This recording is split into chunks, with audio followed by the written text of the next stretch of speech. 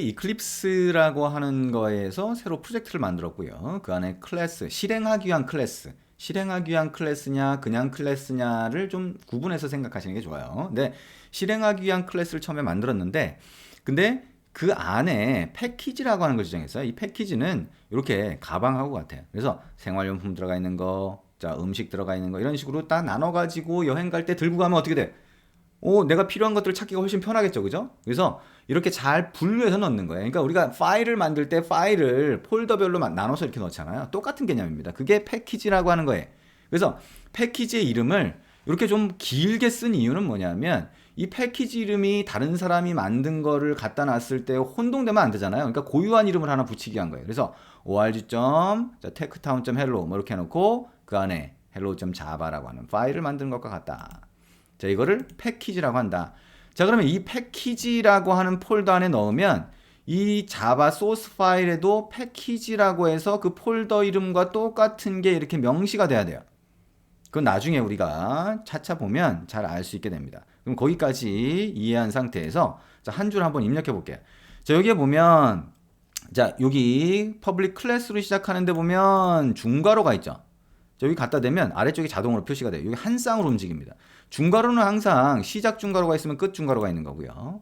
그 다음에 그 안쪽에 지금 들여쓰기가 됐죠. 자, 여러분이 이제 코딩을 할 때는 들여쓰기 이런 것들 굉장히 중요합니다. 왜냐하면 이 코드가 구분하기 좋게 잘 만들어져 있어야 다른 사람이 이걸 해석할 때 또는 내가 만든 코드를 내가 나중에 볼 때도 해석하기 좋겠죠. 그래서 자, 들여쓰기 같은 거를 굉장히 잘 하셔야 돼요. 처음부터 그런 습관을 들여야 되겠죠. 그 다음에 여기 보면 public static void main으로 시작되는 거에 여기 소괄호가 있어요. 그 다음에 대괄호가 있죠. 이게 처음에 코딩을 시작할 때 굉장히 어렵게 생각하는 부분이에요. 자, 중괄호도 있고 소괄호도 있고 대괄호도 있고 이러다 보니까 복잡하게 느껴지는 거예요. 복잡하게. 근데 이거를 복잡하게 생각할 필요가 없어요. 얘기한 것처럼 자, 우리가 요 사이에는 공백이 있는데 이 공백도 얘가 이해를 합니다. 그래서 공백이나 소괄호나 중괄호나 대괄호나 이런 것들을 공백까지 포함해 가지고 잘 구분해서 일단 따라오시면 돼요. 그러다 보면 점점 익숙해집니다. 근데 어쨌든 자, 요 각각을 잘 구분하면서 입력해야 된다라고 하는 거 생각하시면 돼요. 안 그러면 얘는 이걸 그대로 컴퓨터가 이해하고 프로그램을 실행하기 때문에 이것만 잘못돼도 문제가 생길 수 있다. 대소문자 마찬가지로 이걸 소문자로 바꾸면 문제가 생길 수 있다라고 하는 거 꼭 생각을 하셔야 되겠죠. 그러면 자, public static void main이라고 하는 거에 소괄호가 나오고 소괄호 끝나는 게 나오고 자, 중괄호가 나오는데 중괄호 안에 슬래시 두 개로 된 이 줄이 있죠. 이 줄을 전체 선택해서 삭제를 합니다. 그 다음에 여기다가 자, 새로 하나 입력을 해볼 거예요. 자, 입력을 어떻게 하냐면 대문자 S로 시작해서 시스템 입력합니다. 그 다음에 점을 붙입니다. 자, 공백 있으면 안 된다 그랬죠? 점 잘 입력을 하셔야 됩니다. 그 다음에 out 점 println 그 다음에 소괄호를 붙입니다. 소괄호. 그러면 시작 소괄호를 붙이면 끝 소괄호가 자동으로 붙죠? 그러면 그 안에다가 큰 따옴표를 붙입니다. 우리가 글자를 집어넣을 때 자바에서는 글자는 큰 따옴표를 씁니다. 이 내용은 우리가 다시 또 얘기를 할 겁니다. 큰 따옴표 안에다가 우리가 한글로 안녕 느낌표 이렇게 한번 입력해 볼게요. 이런 글자를 한번 넣었어요. 글자를 뭘로 넣든 상관은 없어요. 그 다음에 커서를 맨 뒤로 보내서 소괄호가 끝나는 데다가 놓고 세미콜론을 붙여줍니다. 자, 이렇게 만약에 여러분이 입력을 했는데 여기에 뭐 빨간 줄이 보인다거나 이러면 뭔가 문제가 있다는 거예요. 문제가 있으니까 자, 문제가 없도록 잘 입력해 주면 되고요. 자, 여기서부터 여기까지는 공백이 없게 잘 넣어 주셔야 되고 자, 점이라든가 소괄호, 큰 따옴표, 세미콜론 이런 거 주의해서 잘 넣어 주셔야 됩니다. 자, 그럼 여기까지 입력을 했는데 이 탭의 왼쪽, 자, 탭의 이름의 왼쪽에 보면 별 표시가 보이죠. 요거는 뭐냐면 여러분이 수정한 게 아직 저장이 안 됐다는 거예요. 저장이 안 됐다. 그러면 여기 있는 저장 아이콘을 누르거나 또는 컨트롤 S를 눌러서 저장해 주시면 돼요. 자, 없어졌죠? 그럼 이제 저장이 된 겁니다. 자, 많이 실수하는 그 경우 중에 하나가 뭐냐면 저장을 안 하는 경우에 저장을 안 하고 실행하려다 보면 얘가 저장이 안 돼 있으니까 바뀐 내용을 반영을 못 하게 돼요. 그래서 꼭 자, 여기에 저장이 됐는지 보셔야 됩니다. 이클립스라고 하는 거에서는 저장을 했죠?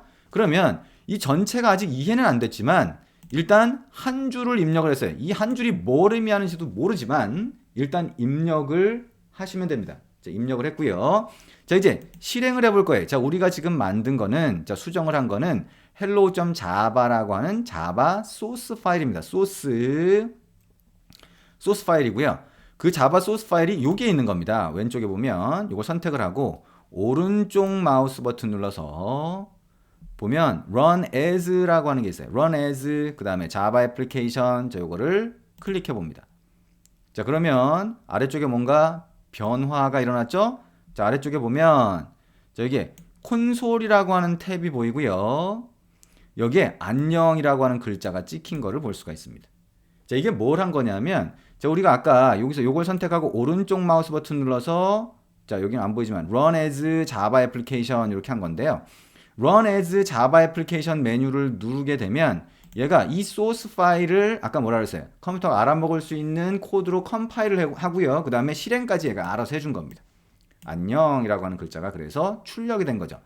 여러분이 여기 안에 넣은 한 줄은 안녕이라고 하는 글자를 콘솔에 출력해달라. 이 콘솔이라고 하는 거는 뭔가 보일 수 있는 글자 같은 게 보일 수 있는 창을 콘솔이라고 불러요.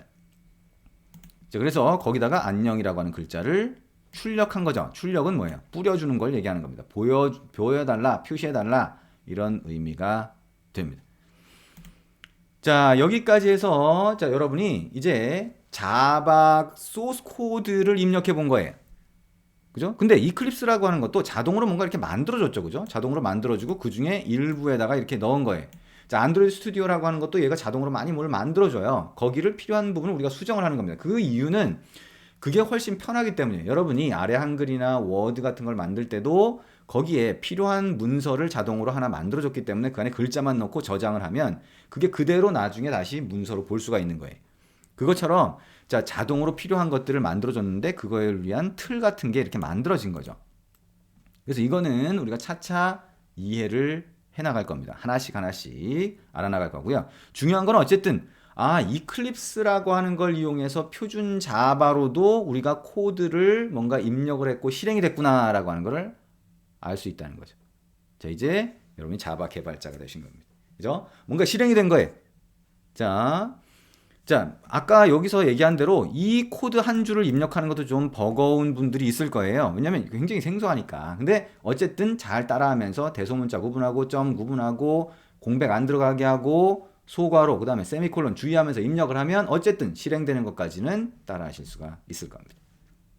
자, 그러면 우리가 만든 그 프로그램이라고 하는 거, 자, 소스 코드 또는 소스 파일이라고 하는 거, 자, 어떻게 구성되어 있고 어떻게 실행된 건지 한번 차근차근 살펴보도록 하겠습니다. 자, 보면 자, 일단 자바로 만든 프로그램이라고 하는 거 어떻게 구성되어 있냐. 자, 클래스라고 하는 자루 안에 들어가 있다고 생각을 하면 쉽습니다. 자, 클래스라고 하는 자루가 있다라고 하면 클래스라고 하는 자루 안에 코드 이렇게 들어가 있는 거예요. 형태만 가지고 보면. 그래서 이 코드 각각의 코드는 어떻게 돼 있어요?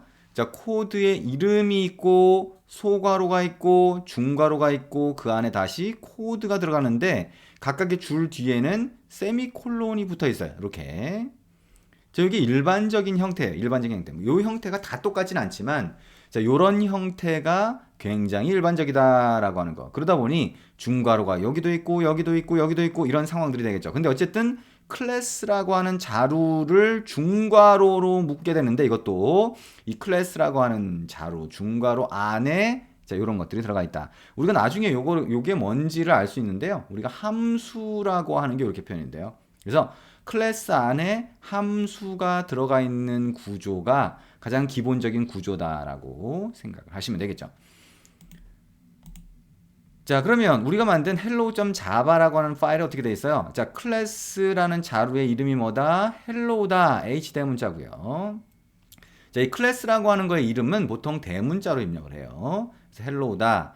그 다음에 그 안에 들어가 있는 아까 함수라고 했는데 일단 함수인지 뭔지 잘 모르겠더라도 그 안에 들어가 있는 걸 보니까 메인, 그 앞에 뭐가 쭉 붙어 있긴 하지만 결국에는 소괄호 앞에 있는 글자는 메인이에요. 그래서 메인이라고 하는 함수다라고 하는데 자, 함수가 뭔지 모르더라도 일단 그렇게 생각하면 되는데요. 메인이라고 하는 것 위에 소괄호 있고 그 다음에 중괄호 있고 그 안에 소위 코드라고 하는 것들이 들어가 있다. 자, 이 구조를 잘 구분하시면 돼요. 구조. 그리고 이 메인이라고 하는 게 클래스 안에 들어가 있으면 이 클래스는 실행 가능한 클래스가 돼요. 실행 가능하다. 일단 그렇게 생각하시면 되겠죠. 메인이라고 하는 함수가 들어가 있으면 그 클래스는 실행 가능하다. 자, 이렇게 생각을 하시면 되고요. 자, 아까 함수라고 그랬는데 이 메인이라고 하는 게 함수라고 부른다는 거예요. 우리가 나중에 가보면 메서드라고도 부르게 돼요. 메서드라고도 부르는데 어쨌든 함수라고 하는 거는 여러분이 좀 그래도 익숙하죠. 자, 함수 뭐예요? 함수 일종의 상자 같은 거예요. 상자. 우리 학교 다닐 때도 배웠잖아요. 상자. 뭐예요? 더하기라고 하는 거를 이 안에 얘가 어떻게 하는지 모르지만 공 2개를 집어넣었더니 20이라고 하는, 자, 12개를 집어넣었더니 20이라고 하는 게 나오더라. 이거를 함수 상자라고 불러요. 함수 상자, 영어로 하면 펑션이죠. 그래서 이 메인이라고 하는 것도 함수인데, 함수 상자인데 이름을 메인이라고 붙인 거예요. 그리고 그 뒤에는 소괄호가 오고 그 뒤에 중괄호가 오는 게 가장 일반적인 형태다. 이 앞에 오는 거는 일단 신경 안 써도 되겠죠. 소괄호 안에 오는 것도 신경을 안 쓰면 이름, 소괄호, 중괄호 이런 형태가 된다. 저는 이 메인이라고 하는 건 뭐냐? 이거는 프로그램의 시작점이 돼요. 아까 얘기한 것처럼 메인이 들어가 있는 클래스는 실행 가능하다라고 했죠. 그죠? 자, 실행 가능하다라고 그랬는데 자, 그 메인이라고 하는 거는 자, 우리가 자, 어떤 프로그램을 시작해봐라고 하면 메인이라고 하는 이 함수가 자동으로 실행이 돼요. 그래서 얘가 시작점이 되는 거죠. 메인이라고 하는 그 중괄호 안에 들어가 있는 코드가 처음으로 시작된다. 그리고 순서대로 시작된다. 자, 시작돼서 순서대로 실행된다라고 생각을 하시면 되겠죠. 좀 이따 이어서 할게요.